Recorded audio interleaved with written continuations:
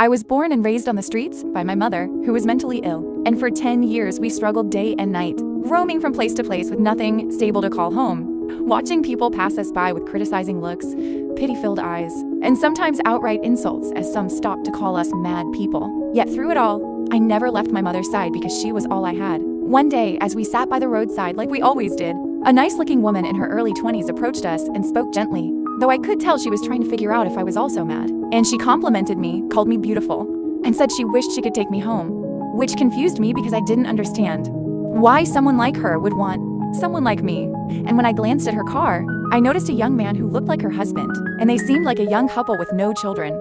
She insisted on taking me home, but I refused because I couldn't imagine leaving my mother behind. So she looked at my mother, then at me, and eventually drove away, only to return the next day with foodstuff and clothes. Something no one had ever done for us, and it made me genuinely happy. She asked again if I would come with her, and I told her I would only agree if my mother could come too, and after insisting, she finally agreed but said my mother would need to be taken to a psychiatric hospital, and trusting her kindness, I agreed. We went there, my mother was admitted, and she promised both of us that my mother would be well taken care of and that later we would be together again.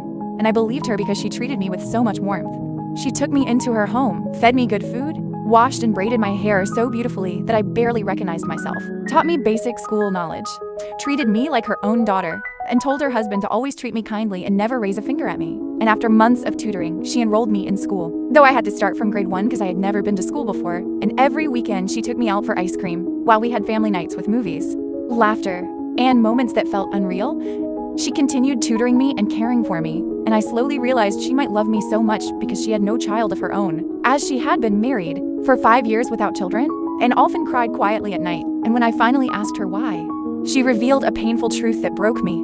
After 3 years of marriage, she became pregnant with triplets. But close to delivery, she had to choose between saving her life and saving the babies. And though her husband insisted on saving her, she lost all 3 children. And days later, the doctors told her her womb was damaged and she could never have children again, a loss that haunted her until she found me. 3 years later, I finished high school at 17, and one day I asked her if I could see my mother. But she grew quiet and then told me something shocking, saying I was not allowed to see her and that, after all she had done for me, I wanted to return to my former life, insisting that as long as she had custody over me, I must obey her, which sent me running to my room in tears. A few days later, determined to find my mother myself, I went to the hospital where she had been admitted and asked at the reception desk, only to be told that my mother had never been admitted there. And in that moment, I realized Mrs. Victory had lied to me and abandoned my mother, and I broke down completely. I returned home, packed my things, and when Mrs. Victory saw me, she tried to stop me, but I pulled away, told her I hated